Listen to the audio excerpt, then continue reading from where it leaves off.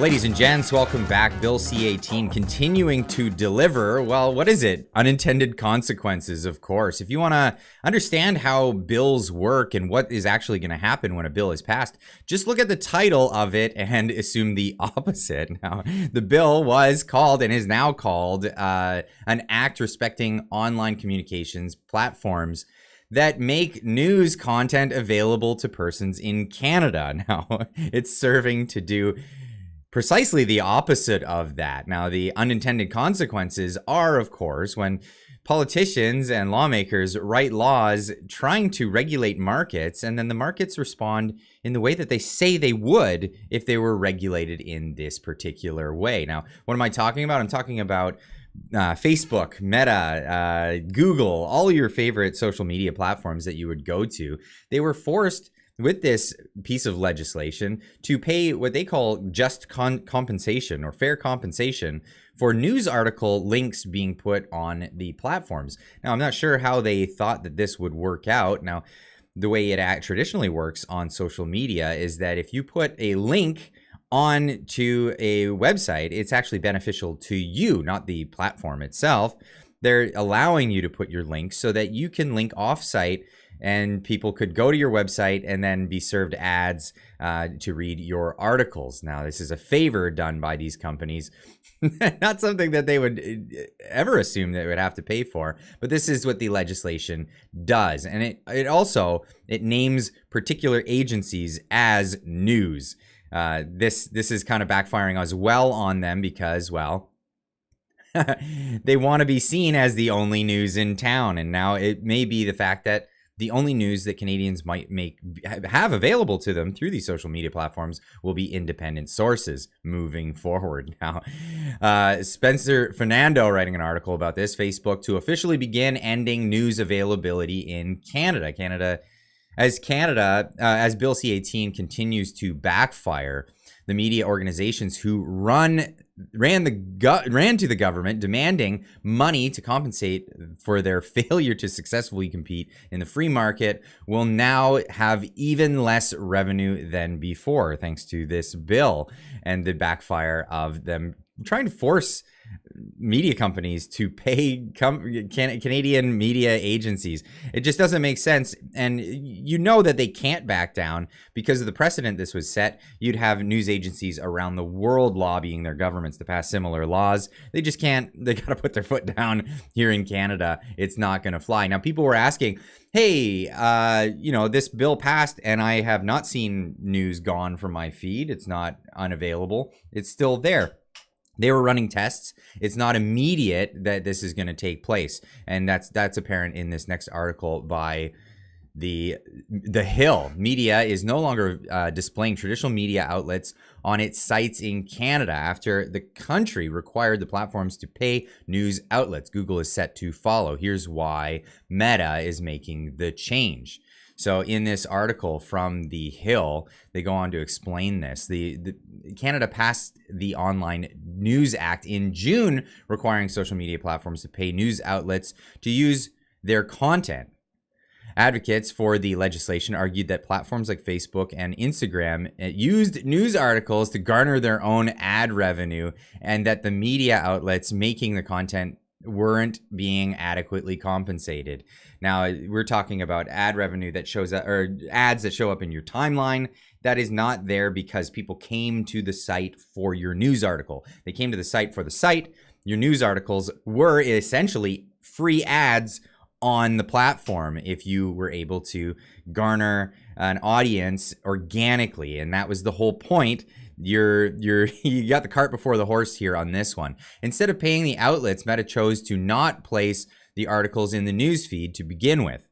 While the law does not officially go into effect until January 2024, the tech giant is acting early. And this would be, a protest saying, get rid of the law before it comes into effect. Here's a taste of what's to come. News outlets voluntarily share content on Facebook and Instagram and to expand their audiences and help the bottom line. Rachel Curran, Meta's head of public policy in Canada, told Reuters. In contrast, we know we know the people using their platforms won't come to us for news.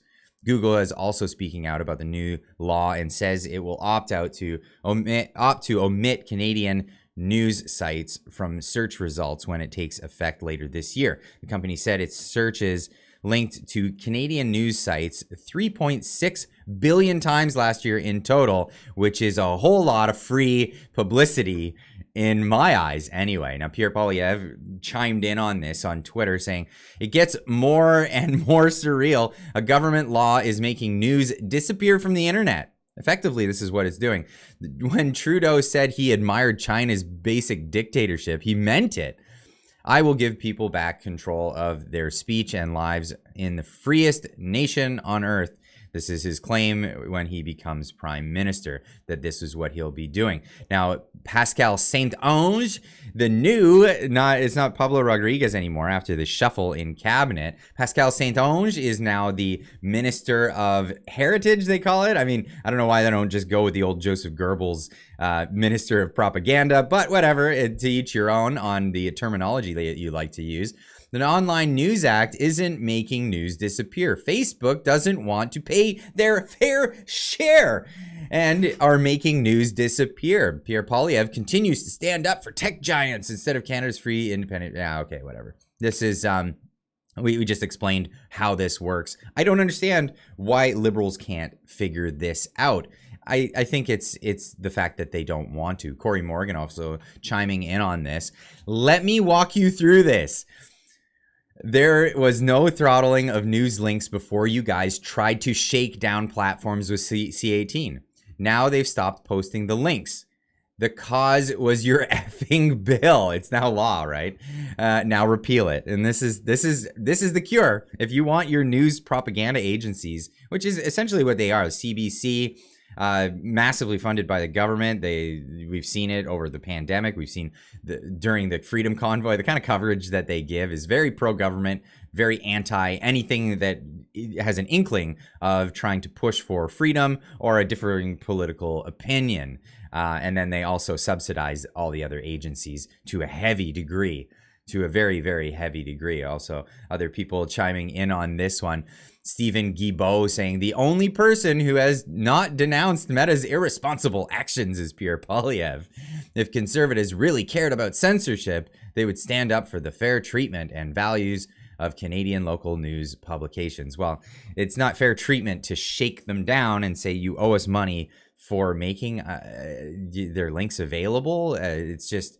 It was a very predictable thing. You try to shake them down. The first thing that they're going to do is say, okay, well, sorry, the links are no longer available. We're not paying you. To the account, they were already counting their money. Pablo Rodriguez, when he was still minister, was on CTV, interviewed, said, oh, they're expecting, $300 million next year for CBC, which of course is never going to materialize, and nobody ever took that seriously. Here we have it, CTV News saying conservatives ran on a similar media policy as the Liberals, but now claim it's censorship. And this is getting to an article where they're talking about, conservative Pierre Poilievre, they're trying to portray Poilievre as being outside of what the conservatives want and stepping beyond. And this is quite funny how this article is laid out. Conservatives ran on a similar media policy as Liberals, but now claim it's censorship.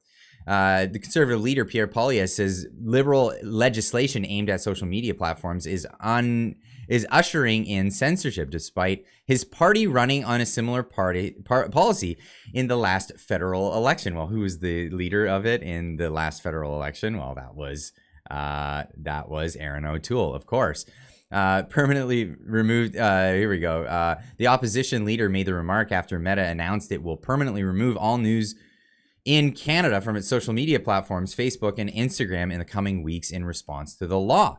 However, the Conservatives in 2021 campaign platform under then leader Aaron O'Toole posed a similar policy, calling the tech giants to fairly compensate the media for the content they create through an arbitration process. Oh, wait. Hold on. Whatever happened to that guy? Whatever happened to Aaron O'Toole? Yeah, that's right. He was ousted as the leader. Aaron O'Toole ousted as Conservative Party leader after caucus leadership vote.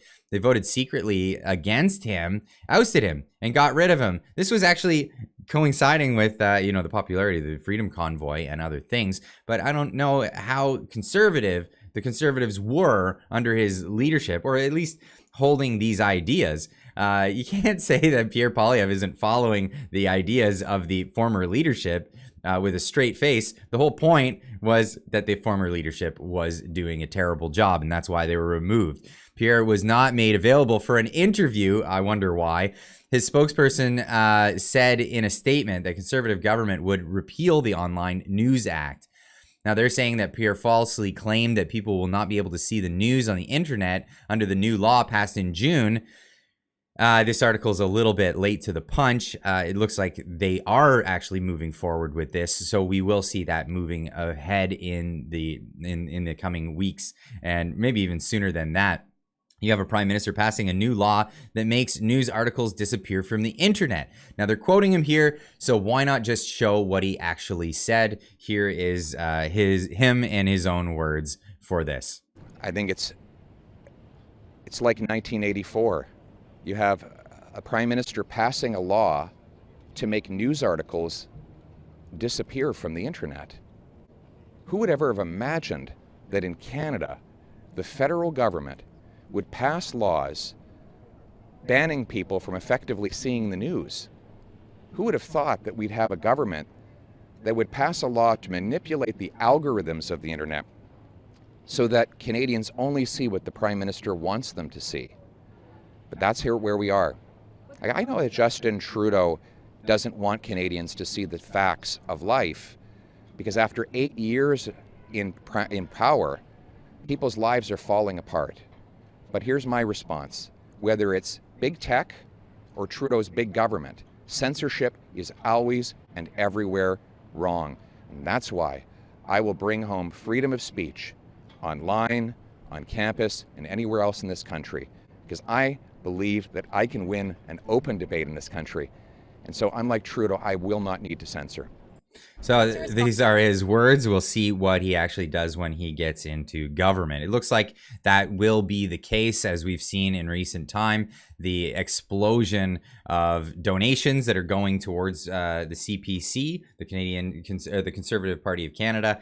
And this is largely because this isn't just private donors. These are giant corporations that see the sea change happening. They see that Trudeau and the Liberals are out, and everybody's jumping ship. They're going over the Conservatives, and they're gonna obviously try to pedal their influence on the Conservatives now that it looks like they will be in government next. So we'll see how much Pierre Poilievre, when he does get into government, follows through with the legislation. I'll be right here criticizing and pushing a lobbying effort in a grassroots way as much as I can at the time to make sure that he is doing his job when he does get there. If you disagree with me on that, leave a comment in the comment section down below. What do you think about this whole situation with Meta and Google and all these other companies censoring? Well, they're not censoring Canadian media outlets. They're complying with the regulation.